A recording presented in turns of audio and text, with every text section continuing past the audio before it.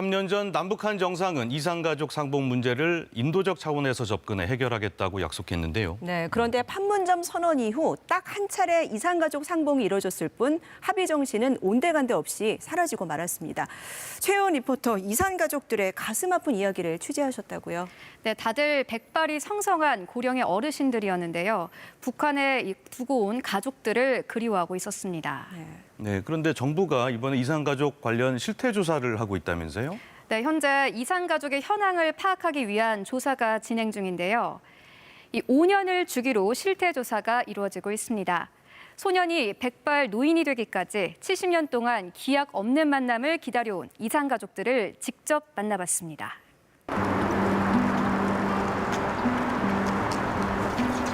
백발이 성성한 어르신, 우두커니 한강을 바라보며 서 있습니다. 황해도 벽성군 출신인 고우균 할아버지는 고향이 그리울 때면 항상 이곳을 찾는데요. 옛날에는 황해도에서 이제 배가 일로 와서 마포까지 돌아다녔거든. 배를 타고 가면 황해도까지 간다고. 인민군 징집을 피해 15살에 홀로 피난길에 오른 할아버지.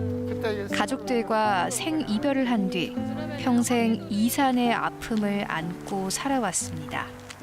열흘 동안만 국군들 다 들어오고 하니까 그걸로 이제 나왔다가 영 못 들어가고 말았지.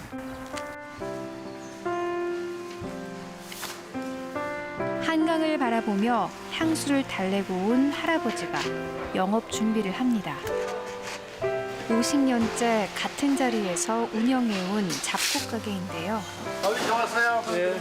벌써 다 열어놨어? 그래, 일찍 왔구나. 네. 환갑이 다 된 아들이 든든하게 옆을 지키고 있지만 국에 두고 온 동생들을 평생 잊을 수가 없었습니다. 뭐 아무 생각 않고 집에 생각만 고향 생각만 하고 또 이북에서 나왔다면 붙잡고 울기만 하고 그래서 동생이 벌써 80한 두 됐고 이렇게 막내 동생이 79이 됐으니까 내 동생이 살아있으면 좀 보고 싶죠. 아버지의 이런 모습을 볼 때마다 아들은 가슴이 아려옵니다. 명절 때는 우리 가족이 많이 모이잖아요. 우리 가족이 없었어. 아주 혼자니까. 그러니까 아버지는 저기 그 전망대에 가가지고 거기서 고향 보면서 가끔 가다 눈물 흘리시고 그랬으면 그때가 제일 안타까웠던 것 같아요. 아들과 마주 앉은 고우균 할아버지가 무언가를 꺼내듭니다. 북녘에 남아있는 가족과 고향 정보가 담긴 이산가족 상봉 신청서인데요. 내 고향의 그 주소, 부모 형제들 다 여기 내가 적어놓은 이산가족 찾느라고 그래서 이게 이북오통에다 써냈거든. 내가 만약 세상을 떠더라도 이거 내가 가지고 있다가 혹시라도 이제 통일되면은 가서 이거 가지고 찾아. 이왕이면 아버지랑 나랑 같이 가자. 이거는 아버지가 안 보여줬어요. 아버님 그 형제분이라든가 그 가족들도 한번 뵀으면 좋겠어요. 그래서 아버지 하나 한번 풀었으면 좋겠습니다. 4.27 판문점 선언 이후 이산가족들은 곧 가족들을 만날 수 있을 거라는 기대감에 부풀었습니다. 하지만 3년간 한 발짝도 나아가지 못한 채 이산가족들은 기약 없이 계속해서 기다리는 실정입니다. 70년 만에 겨우 만났는데 기분은 좋아.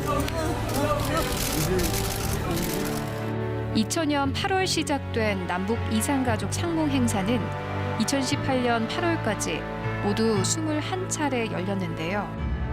남북한을 합쳐 2604명이 이산가족들이 꿈에 그리던 혈육을 만났습니다. 매일같이 주말에 달 거면 나가서 구세라고 살아. 꼭 사진을 구하려고 합니다. 하지만 아직 만나지 못한 이산가족들이 훨씬 많은 실정인데요. 이산가족 정보 통합 시스템에 따르면 1988년부터 올 3월까지 이산가족 상봉 신청자가 13만 3,412명으로 집계됐습니다. 신청자 가운데 8만여 명은 이미 고인이 됐습니다. 시간이 갈수록 생존자 수는 계속 줄어들고 있습니다. 상봉을 하지 못하는 수많은 사람이 1년에 3, 4천 명씩 세상을 떠나고 있습니다. 그런 것을 다 감안해서 북한도 정치적 접근보다도 인도주의적인 접근이 필요하다. 13살에 피난을 온 오익환 할아버지. 북에 홀로 두고 온 동생을 찾고 있는데요. 죽기 전에 동생을 만날 수 있을 거란 희망의 끈은 절대로 놓을 수가 없습니다. 유난히 추웠던 고향의 겨울을 생각하며 정성스럽게 물건들을 고르는데요. 황해도 옹진인데요. 거기는 무척 추워요, 겨울에. 눈이 많이 오고 그래서 겨울용품을 좀 주로 살라고요.